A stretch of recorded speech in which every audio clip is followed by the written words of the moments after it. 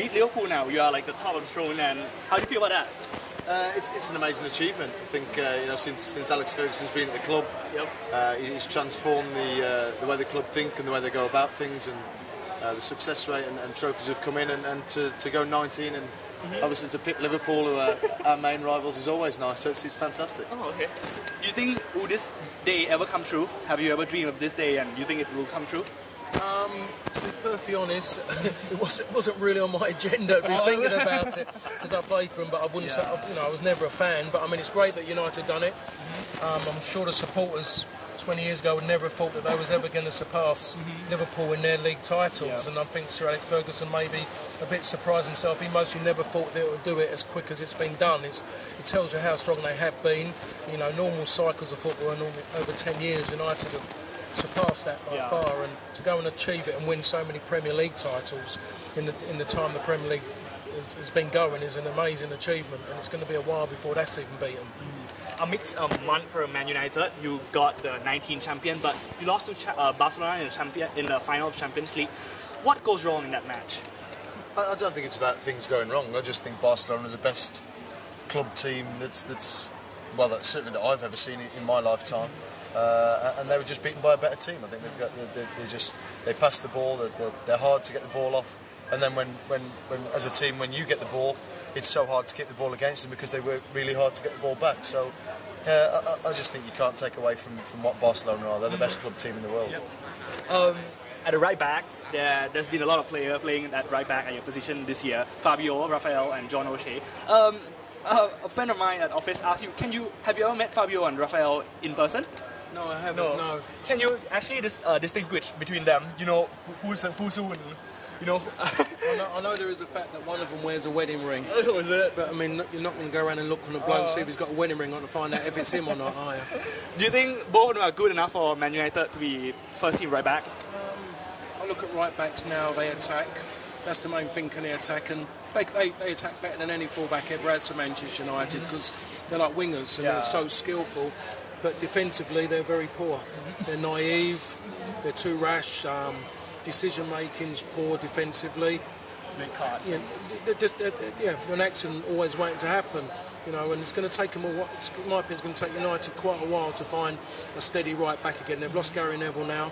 To get someone who's going to be there for the long term, it's going to take a while to find one. So I look at those two, and I'm not sure they're long-term players for Manchester United. That fullback. Yep. Man United seems to be in a transition period where Ryan Giggs, Edwin van der Sar, and Paul Scholes and Gary Neville's retire. And is this transition period a difficult time for Man United? And do you think would they be able to retain the trophy next season? I don't think transitional periods for Man U have ever, over the last 20 years, have never been too stressful. Really, they've always had players go out.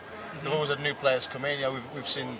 Everyone said they'd struggle after Cristiano Ronaldo left, and different players like that. So it's I suppose a little bit of a tricky time in the transfer market for Alex Ferguson. He's got to pick the right players that will come in that can produce in that team and at a club the size of Manchester United. So it's an interesting period. I don't think it's going to be too stressful, but a little bit of a tricky sort of interesting period for Alex Ferguson. In the midfield, in the central midfield, Paul Scholes is gone, and Luka Modric, Wesley Sneijder, and Charlie Adam. Who or any other player would you like to see playing in Manchester at the central midfield? Yes, Steven Gerrard. Honestly speaking, I'm a Liverpool fan, and I will never let that happen, isn't it? I don't think he would either. He would either. So, Steven Gerrard. I think there's it's a tough one because, like I say, you have to pick someone that's going to fit into the club, fit into the team, and the way the team play. Yep.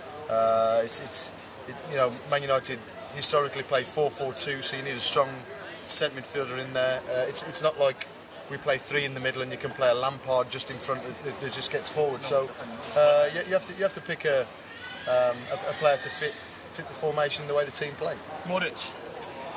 Modric is potentially a player, but I'm not too sure physically he's strong enough to boss the centre midfield for Manchester United like a Brian Robson or like a Roy Keane. Still miss them, isn't it? Right? I think you're always going to miss quality players like that. Manchester City seems to be doing extremely well. Are they a title contender next season?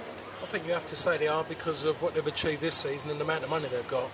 Are they going to be long term at it? That's the bit we don't know because money only gets you so far is Chelsea have just seen, because Chelsea haven't built from the bottom upwards. So all of a sudden they're stuck in a position with no young players coming in. They're going to have to spend, because they stopped spending. They're going to have to spend again to get going, and then maybe they'll learn that they've got to build an infrastructure of young players. So City have got to go that way. City have always had a good academy, even from when I was at Manchester United. And even now they still talk about it, but are the youngsters going to be given a chance, or is the whole thing with City at the moment is just to win as many trophies as possible? Buy as many. Try and get as many to try and get closer to Manchester United. If they go with that ethos, then it's not really going to work. Okay. Both of you has been in the dressing room where Alex Ferguson have given his team talk. Have you experienced the hair dryer thing? How is it like? Tell us more. He used to have an afro. You used to have an afro. So what was it like? How is it like when Fergie burst it out? And... Sharpe and Paul Parker. Okay. Yeah. Tell us more about it.